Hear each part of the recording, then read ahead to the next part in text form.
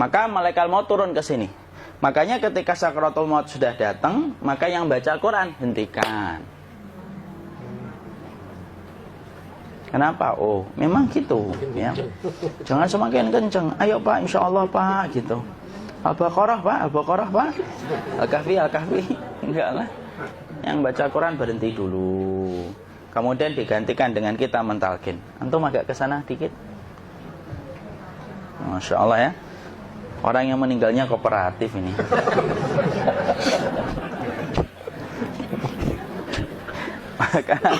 maka agak kesini ya. Maka disunahkan kita untuk mentalkinnya. Nanti ketika mentalkin jangan terlalu sering, jangan terlalu membebani. Jangan terlalu sering itu la ilaha illallah, la ilaha illallah. Enggak gitulah. Berat nanti dia ngerasakan. Di situ Imam Qurtubi juga menyampaikan, jangan terlalu sering karena itu memberatkan dadanya. Jadi ketika mentalkin, saya sampaikan, boleh diganti atau enggak Ustadz? Enggaklah, talkin itu ibadah. Ibadah itu tauqifiyah. Tauqifiyah itu enggak usah diganti. Karena Rasulullah mengatakan, lakinu ala mautakum la ilaha illallah. Talkin orang yang meninggal di antara kalian dengan la ilaha illallah. Enggak usah diganti Allah Ustadz yang lebih singkat, lebih pendek. Tidak usah. Subhanallah Ustaz, tidak usah. Kenapa? Karena talqin sudah ditetapkan ucapannya oleh Nabi, begitulah kita mencontohnya. Jadi tidak usah diganti. Cara mentalqin, jadi kalau keadaan sudah tenang, tolong kalau sudah sakaratul maut jangan ditinggalkan.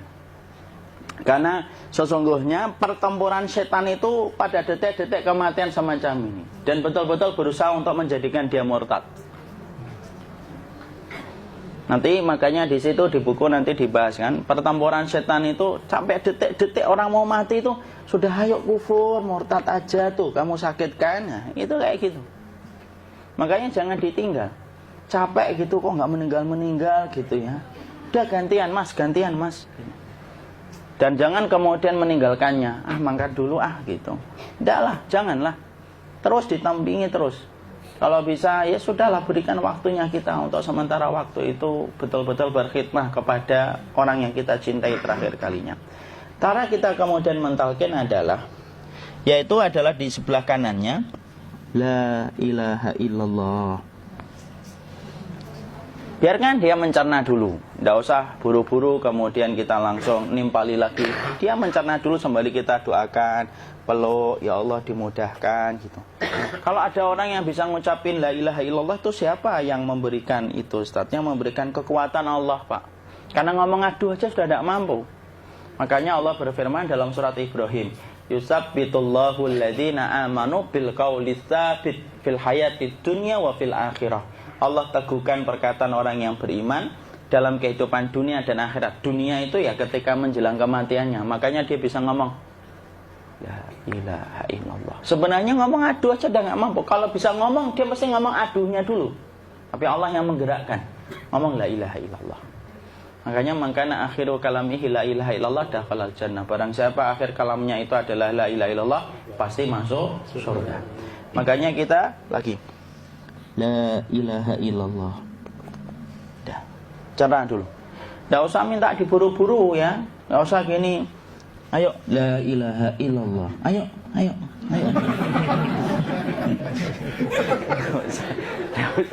Enggak usah gitu. Ya, biarkan dia pelan-pelan gitu.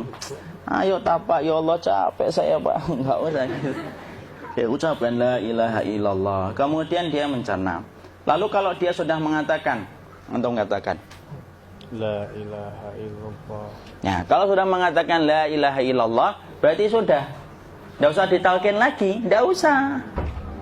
Belum meninggal juga Ustaz? Enggak apa-apa, biarin aja. Dia di situ aja. Kecuali dia ngomong lagi dan enggak usah diajak ngomong, alhamdulillah ya Pak, ya Allah gitu. Terus dia jawab, alhamdulillah. Ya. Itu berarti ucapan terakhirnya alhamdulillah. Atau ketika habis ditalkin la ilaha illallah, dia ngelihat air. Nah, itu berarti ucapan terakhirnya air. Talkin lagi. Nggak usah marah. Aduh Pak minta air. Mau minta air nanti aja dikubur gitu loh. Jangan gitu. Biarin aja. Jangan kemudian setelah la ilaha illallah La ilaha illallah. Terus, ayo tutup, awas ya ngomong lagi ya. Nggak usah gitu juga. Maka kemudian setelah la ilaha illallah sudah, nggak usah diajak ngomong gitu. Terus kemudian nggak usah ada anaknya perempuan, ya Allah Pak, sudah bisa ngomong la ilaha illallah, usah gitu. Cukup dalam hati alhamdulillah gitu. Diam kita dengerin gitu. Disitulah nanti biasanya detik-detik dia terakhir. Dia nanti ngeliat di sini Pak, prosesnya itu nanti kaki langsung sebagian jempol dingin dia. Kaki, telapak kakinya langsung kalau kita geningkan dingin kayak kaki yang kena AC langsung. Kemudian dia langsung ningkup gini, dikit dia, mulai kaku dia. Atau kalau enggak, gini dia. Langsung kayak jatuh, kayak kepala nanti yang paling terakhir. Kepala itu pasti ada gerakannya Pak, ini meninggal itu. Pasti gitu. Pasti gitu. Karena apa? Sudah tidak ada beban ruh yang menahannya. Ya, cabut ya, set pelan, maka kemudian malaikat itu. Tapi tetap sakit lah, walaupun dikatakan ringan, tetap sakit. Maka kemudian sakit gitu, ngelewatin sini, jantung kemudian sudah tidak berfungsi, kemudian ginjal Pak, ngelewatin ginjal tidak berfungsi. Bapak bayangkan kan, kalau yang pernah sakit batu ginjal Pak, sepakat nggak kalau kita batu ginjal itu sakitnya luar biasa Pak? Itu baru titik batu kecil di ginjal. Kita bisa bayangkan tiba-tiba ginjal tidak berfungsi, sakitnya kayak apa Pak? Tiba-tiba ginjal nggak berfungsi, pankreas naik, kemudian tek jantung. Jantung ini dia masih hidup dia, di sininya masih hidup walaupun jantungnya sudah berhenti. Naik, kemudian mata dia ngelewatin mata. Organ tubuh yang paling setia sama ruh itu mata. Maka kemudian mata dia ngelihat dia, ngelihat keluarnya, naik dia. Ya, dilihat ini sama dia. Makanya Rasulullah mengatakan innar ruha idza qubida tabi'ahul basar. Ruh itu kalau dicabut, mata itu ngikutin kemana perjalanan ruh itu. Makanya ada yang meninggalnya gini. Ya itu bukan tanda su'ul khatimah, itu tanda fitrahnya mata ngikutin ruh. Atau kemudian bukanya sedikit. Ada yang kayak senyum Pak, ada yang kesini yang keringetan, nah itu tanda husnul khatimah. Ada yang senyum. Jadi sakitnya setelah selesai itu plong gitu loh. Makanya kemudian ada yang tersenyum. Maka itu tanda. Kalau kita ngelihat orang yang membuka mata kayak gini, tidak usah takut. Cepat-cepat kemudian kita nanti tutup. Biasanya kalau terlalu lama, itulah yang menjadikan ini tidak bisa ditutup. Makanya harus pakai kapas akhirnya. Karena apa? Karena pas meninggal nggak langsung ditutup. Biasanya karena perawat takut, dokternya juga nggak tahu itu, dibiarin itu. Makanya ada beberapa mata yang ditutup pakai tensoplas kan? Sebenarnya kalau langsung bisa nutup dia, fitrahnya nutup mata itu. Jadi kemudian kita baca Allahumma firlahu warhamhu wa'afihi wa'fu anhu atau bismillah wassalatu wassalamu ala rasulillah, tutup. Bismillah. Tidak usah takut. Kecuali buka lagi ya, ini baru kita kabur bareng. Kalau buka lagi Pak, Insya Allah Pak, ya Allah ya kita kabur bareng-bareng Pak. Diusap Pak, diusap gini. Enggak disenggol gini enggak. Begini kan, sudah meninggal dunia. Tangan boleh begini, boleh diluruskan, tidak ada ketentuannya. Boleh gini, boleh kemudian lurus. Tidak usah disalahin kalau ada yang lurus. Lu itu tangannya gimana sih?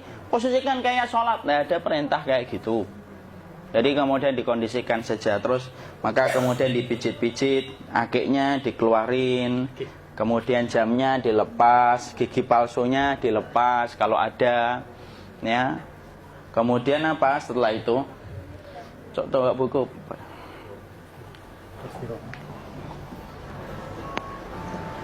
Kemudian kalau bisa awal-awal, kemudian taruh buku atau sesuatu yang agak berat di perutnya ketika baru meninggal dunia. Kenapa kemudian ditaruh kayak gini? Bukan apa-apa, supaya membantu sisa-sisa pencernaan dia untuk keluar. Nanti Pak, biasanya kalau kita taruh agak yang berat gini, atau kemudian kita gini-gini kan, ini udah makan belum Akhi? Udah makan belum makan kok udah gede ya? Maka pencet-pencet kayak gini, biasanya nanti ketika dimandikan, nah pas dimandikan diginikan saja. Aduh. Nah ini dia sudah keluar di belakang, dia gini. Terus nanti keluar dia. Nah ini keluar langsung di belakangnya. Dan memperlakukan orang kalau sudah meninggal dunia itu yang lembut gitu.